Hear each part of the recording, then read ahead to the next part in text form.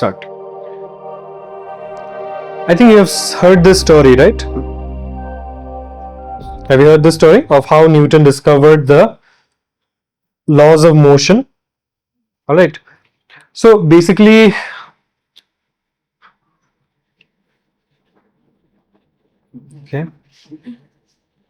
okay. So an apple fell on his head, and then he thought about it, like, why did the apple fall down? Why not up? And then that way he discovered basically gravity. All right. That's what they say. As far as I know, the story is not 100% real. Okay. He was not actually sitting underneath a tree and discovering the laws. All right. The scenario was completely different, but we are not interested in that today. We are interested in this apple. All right. The apple was falling down, but the question is, see, an apple is made up of a lot of small particles called atom. Each and every particle will be pulled down by the gravity, right? But my question is, as a whole, as the entire apple, where does the gravity act? Does it act at every point, or does it act only at a single point? All right. So to understand this, before we move on to the apple, to understand this, let's say we have a stick here. All right. See, if I keep my hand somewhere here, and if I leave it, what do you think? Will the stick remain in my hand or will it fall? It'll definitely fall. Yes, you're right. Right. But the question is, why does it fall? Because of gravity. Right. But what if I keep it somewhere here?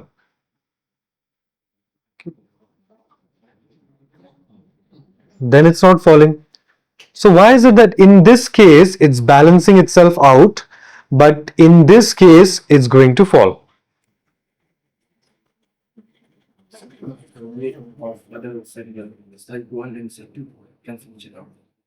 Okay, we can say that also, that if I keep it like this, then the weight on this side cancels out the weight on this side. All right. So to understand this, imagine that the apple is made up of small weights. Okay, let's say W1, W2, W3, W4, W5 and W6. Right. So each of these small particles will have their own weight. Yes. Okay. But the weight of the overall apple is not felt at every point, but it's felt at only one point. Okay. At a certain point where the weight of the entire apple will be felt. Okay. This point is known as center of gravity. All right. Now, what is so special about this point? This point is such that the sum of the moment of forces of all these small weights is equal to 0. All right. You will understand this better with this stick, as DJ said. So if I keep it right in the middle, you see that it gets balanced. Why does it get balanced? The reason is because the sum of the moment of all these small particles, right? You can imagine these, like you can imagine as if this stick is made up of small particles. Yes or no?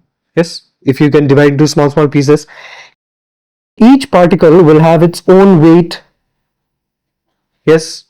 And since it has a weight, all right, it will be pulled downward. Yes or no? So the center of gravity will be chosen at such a point where if you add the moment of all these particles and if you add the moment of all the particles on this side, they will be equal. And if they're equal, that means they will be in equilibrium. So the scale will be balanced. All right. To understand this, let's take a simple example. Okay. Look at this marker. All right. Observe this marker from here to here. Look at how it falls. I'm going to keep the marker like this. Okay. Just observe. Did you observe? It fell like this. Did it rotate anyway?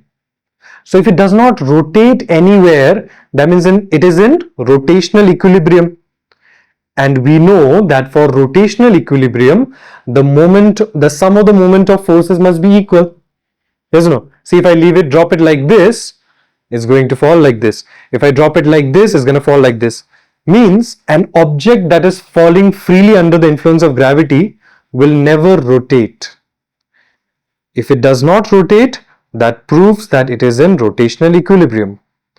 And if it is in rotational equilibrium, that proves that the sum of all the moment is 0. Right? That proves that the weight is acting at the center of gravity. Okay? Right? Now, see, different objects, they have different center of gravity. For example, this, you already know, where will the center of gravity of this rod be? Where will it be? Right in the middle. Right? How can we show that? See, I'm going to keep the rod like this. Okay? I'm going to close my eyes. Okay? And I'm going to move my hand. Okay? See, if I just move my hand randomly also, okay, it will automatically find the center of gravity. Do you see? That means this is the point where it will get balanced. Is it fine? Did you get what is center of gravity? Okay. Yes. So when you shoot like a football, and like not normally when you shoot it like in a knuckleball, and it doesn't spin or anything while shooting, it just goes through and moves in random direction. So does that also be an example of equilibrium? Rotational equilibrium. If it does not rotate, yes. Okay. So let's see the center of gravity of some common objects. So the first one is a circular disc, right? A circular disc is like a plate, right? The center of gravity will be right at its center.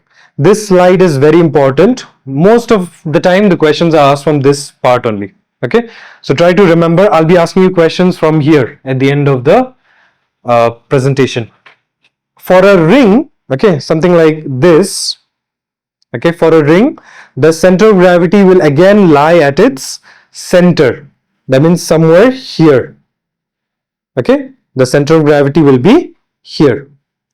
Then for a triangle, how do you find the center of gravity? Now for a triangle, you have to draw median. Now anyone remembers what is a median? What is median in maths? Wait, no one. Median. It sounds similar to what? Yes, Ananya? Huh? Mean. Mean, median. Okay. Yes, Hadassah. Middle. Alright, median, middle.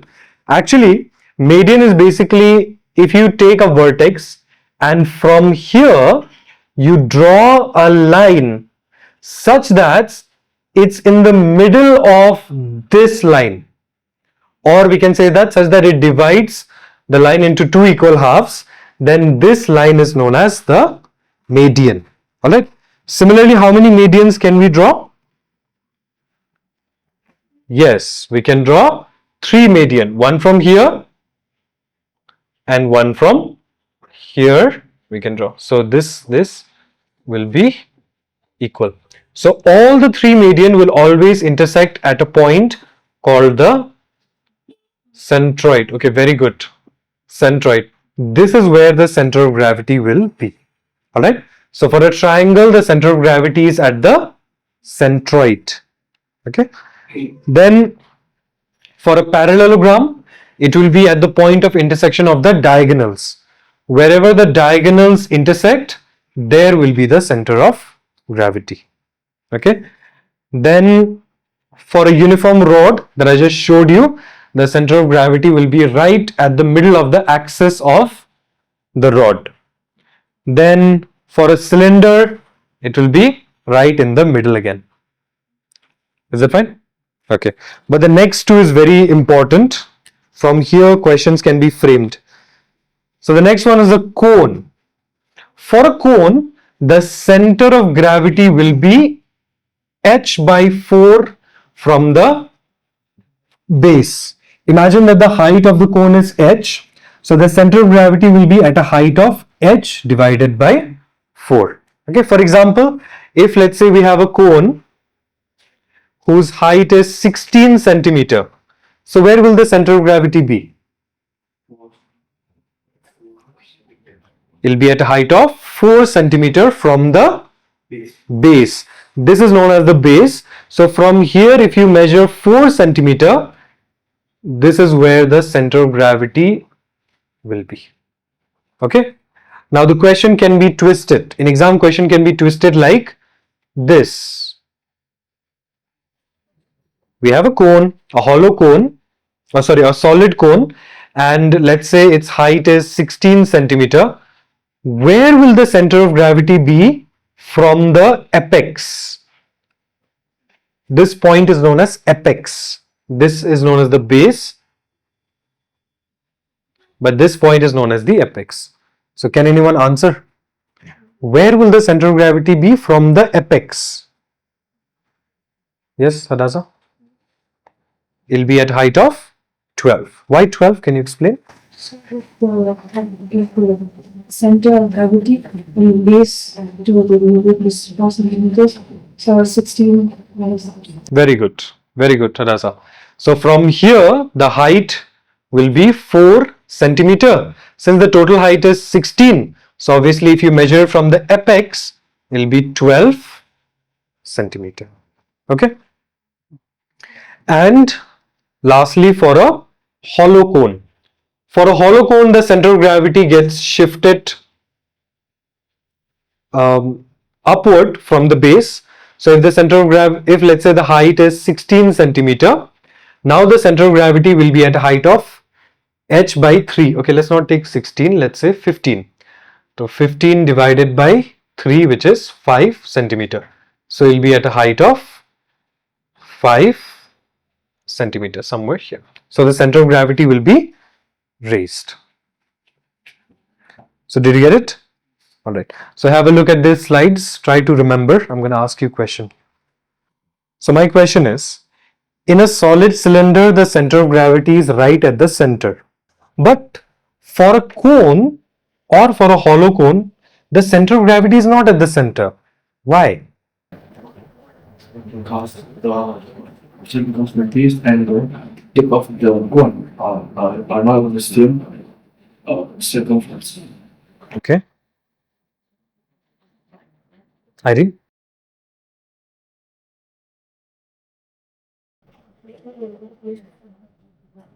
Huh?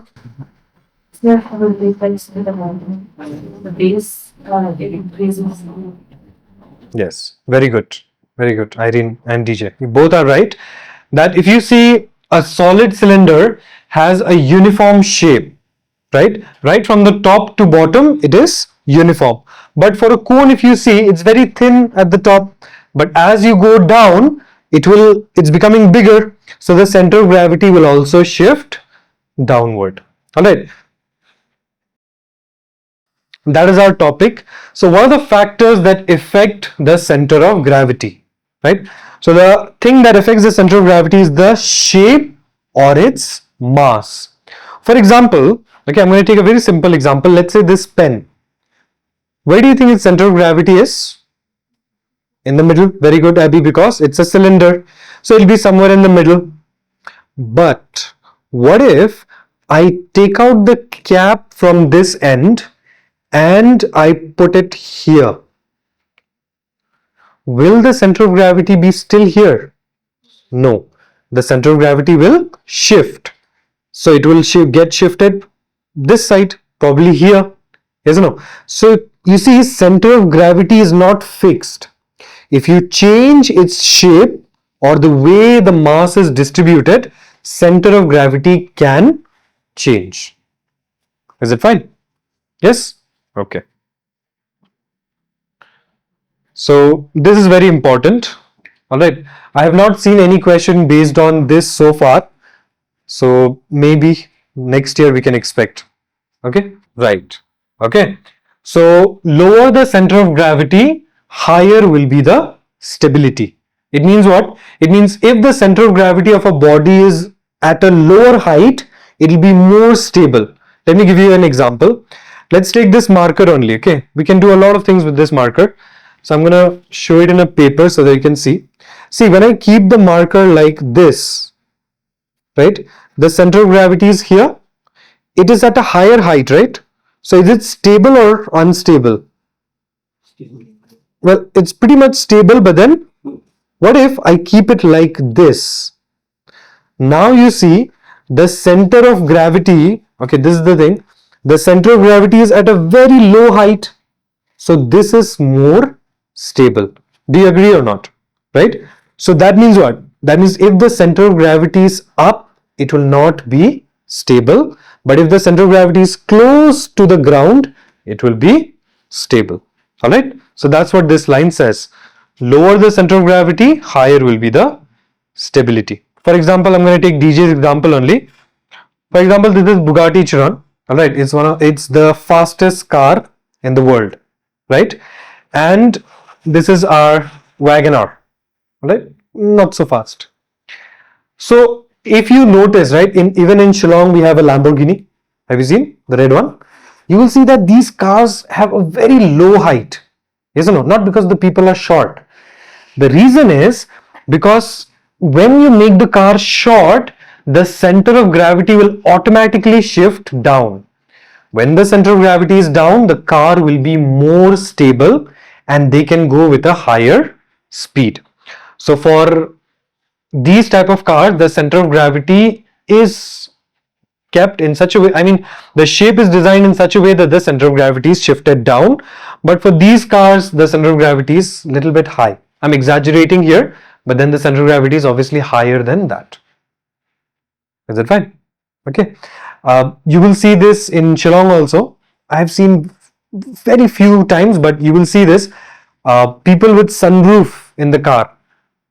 Have you seen? Anyone has a sunroof car? Okay. So do you ever do this? Like you open the sunroof and then come out and then watch from outside. Do you do that? Yes. Okay. It's illegal in India. Okay. Elizabeth, just for the record of the video. It's illegal in India.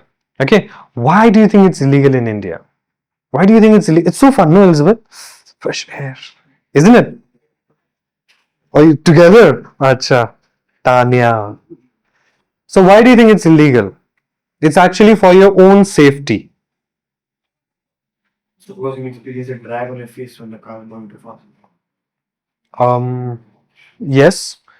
Okay. Maybe because the height increases, so the center of gravity shifts. Yes. Very good. So, what if there's a tree branch nearby?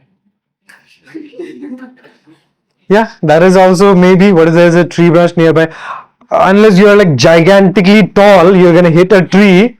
No, DJ. For us, it's fine. For us, Tanya, Elizabeth, for us, it's fine. Okay, we will not be expecting a tree to hit our face. Okay, we're not that tall. For you, maybe yes. Okay, anyways, coming back to what Tanisha said, she's absolutely right. Okay, when you stand in your vehicle, all right, that changes the distribution of mass and makes the center of gravity go higher. If the center of gravity is higher, at a higher height, the car becomes unstable. Okay, so there are higher chances that the car might flip. Okay, Elizabeth. All right. So let's test you knowledge. Nice. So let's test our knowledge. So imagine this is a rod, all right, a straight rod, and let's say the center of gravity will be here, right? We know that. Now let's say we change it to a circle. Will the center of gravity change? Yes or no? Where will the center of gravity be?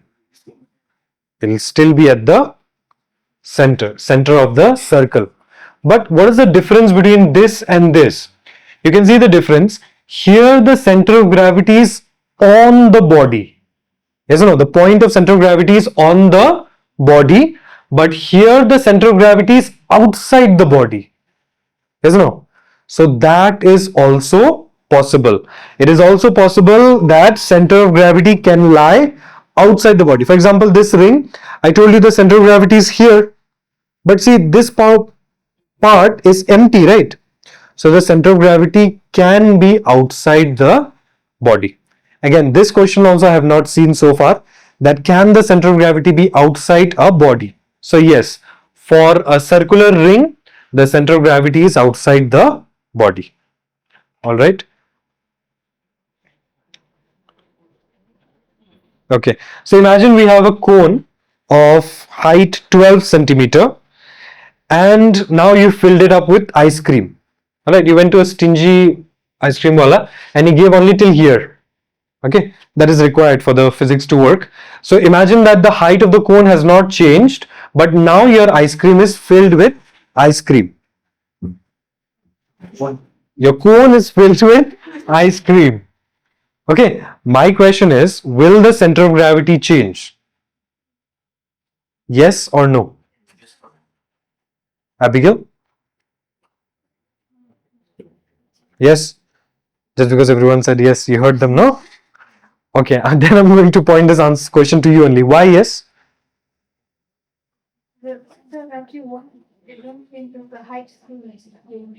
Okay, so she's claiming that the center of gravity will not change since the cone has not changed, right? Okay, what about others? Do you agree?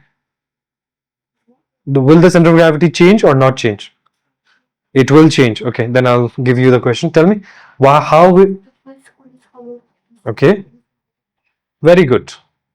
Right, Abigail? If you remember, we said that for a hollow cone, the center of gravity is at a height of, for a hollow cone, it is at a height of h by 3. It's at a higher height. For a solid, it's at a height of h by 4. So see, this is like the empty ice cream cone, and this is like the full ice cream cone. So center of gravity will shift, yes or no? So for a empty cone, the center of gravity will be at a height of 4 centimeter, h by 3, and for a solid, the center of gravity will be at a height of 3 centimeter from the base. Okay, Abhi? Okay. Okay, so we'll move on to the next topic, but so far, do you have any question regarding center of gravity? Anything that you want to ask with center of gravity? I had many experiments related to center of gravity, but it's not linked with the syllabus, so I didn't show. Otherwise, center of gravity is really, really nice, very vast topic.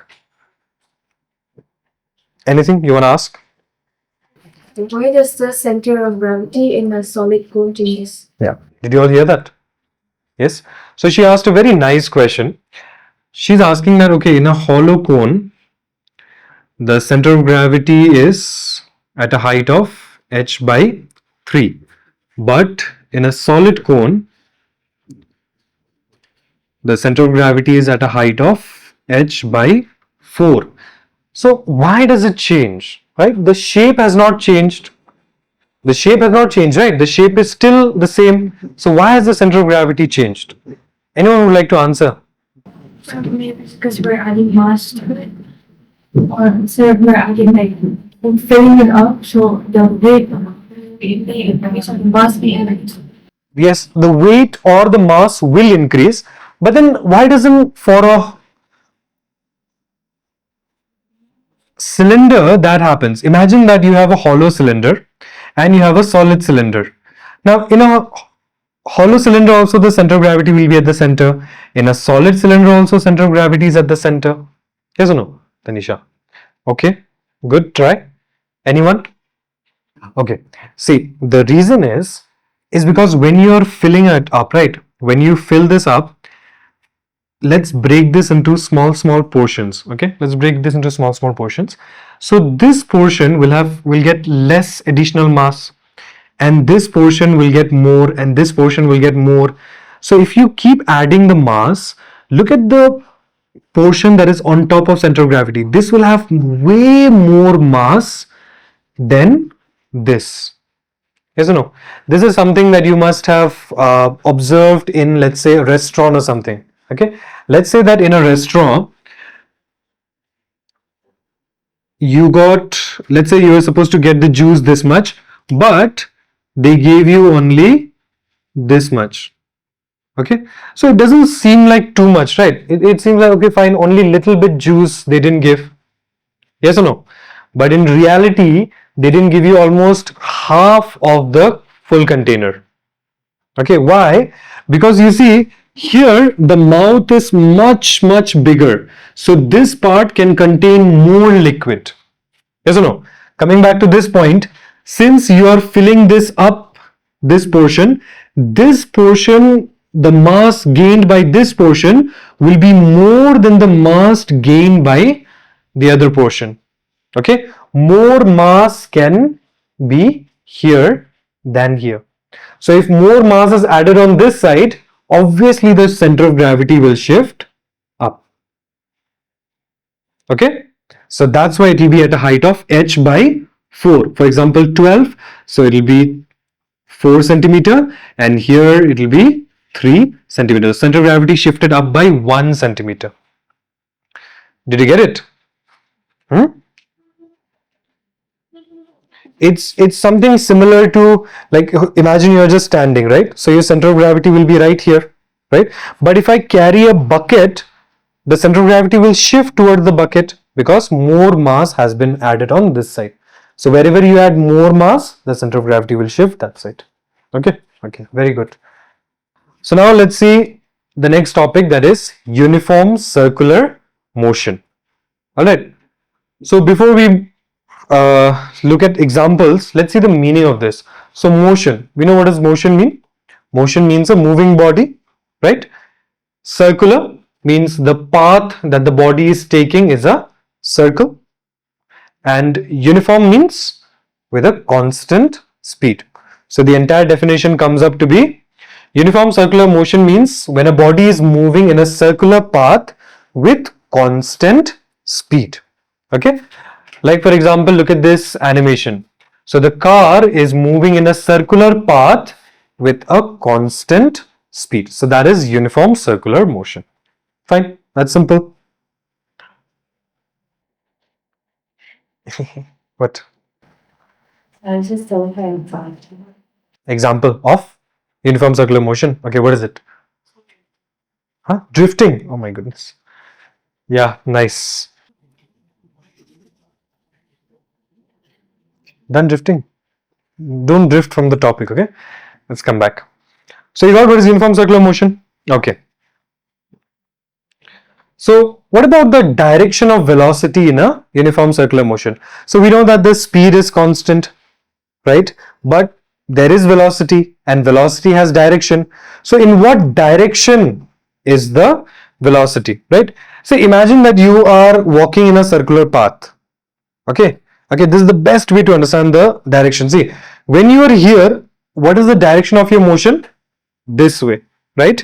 But if I walk, then the direction is this way. If I walk, the direction is this way. If I walk again, the direction is this way. So what's happening? The direction is constantly changing. Okay, so you can see in that animation that this guy has to constantly change the direction to be able to move in a circular motion. All right, more theoretical will be this. So imagine this is an object and then it is rotating. All right, look at the direction of everything. It's very important. Velocity, the direction will always be tangential, right?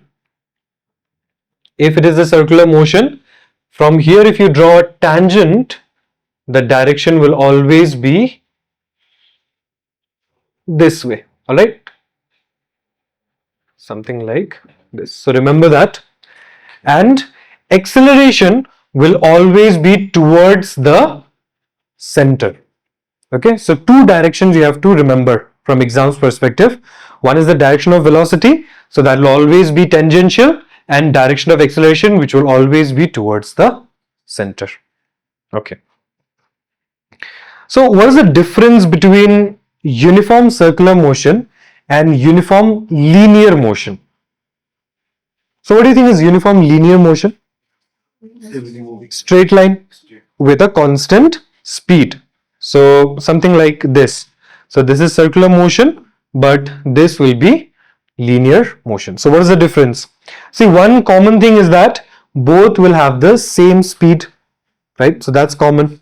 But what will be the difference? Yes, DJ? I think so that the direction will stay constant. Very good. So the direction will always change for the uniform circular motion. If direction always changes, velocity will be a variable since direction is always changing. But when you walk straight, you're always walking in the same direction. So if you're always walking in the same direction, the velocity will not be the velocity will be constant. This should have been constant. The velocity will be constant since direction is also constant. Right? That makes sense? Similarly, acceleration will also be a variable here because acceleration also depends upon the direction, and here also here acceleration will be constant. Okay? Now let's see the last one, that is forces. Now imagine that the moon, okay, is revolving around the earth. So what are the forces that is acting on the moon?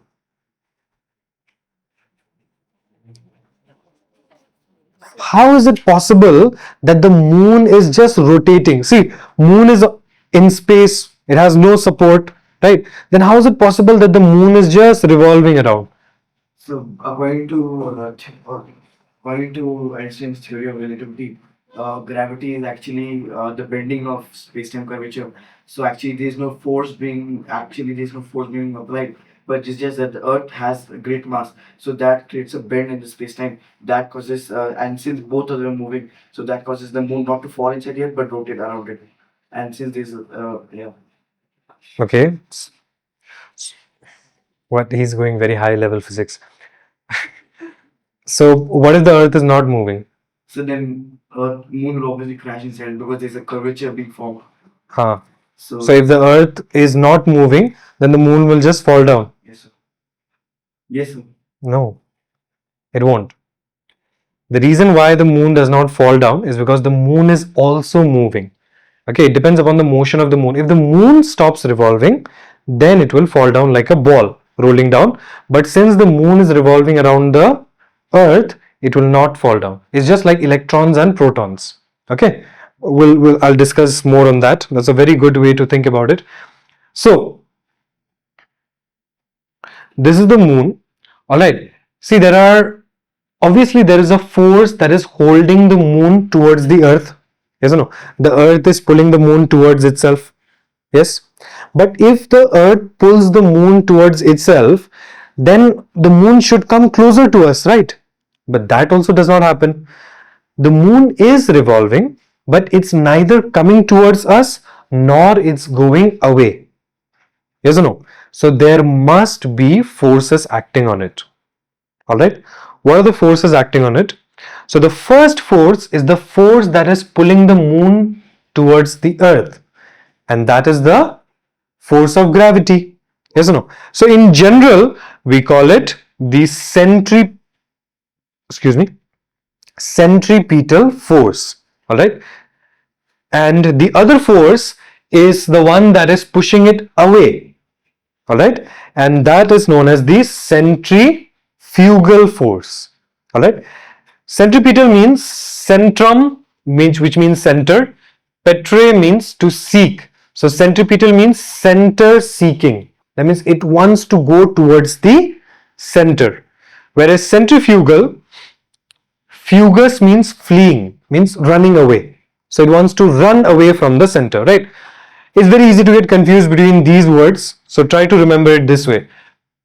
Petal means to seek and fugal means to flee. FF. So you're going away from the center and here you're moving towards the center. Right? So one force is trying to pull you, one force is pushing you away, so they will get cancelled, and the net force acting on it will be zero, and the body will remain in the state of motion. And in this case, the body is in circular motion, so it will remain in the circular motion, right? This is an example of,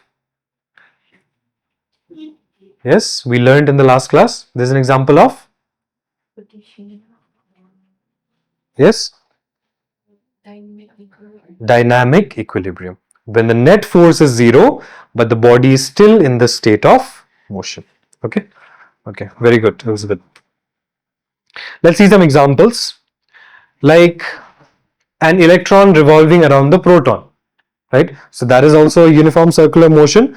There also we will have centripetal force, centrifugal force, right? But in this case, which force is providing the centripetal force? What is the name of that force?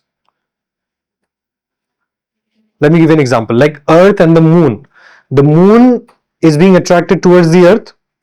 Which force is attracting the Moon towards the Earth? Centripetal. So which force though? Gravitational force. In this case, the electron is being pulled towards the proton. Which force is doing that? Yes, the force is due to different charges. Okay, if you don't know the name, it is known as electrostatic force. You must have heard, right? In case of Earth and Moon, the centripetal force is provided by which force? Gravitational force. What about when you are, let's say, rotating a stone tied on thread, right?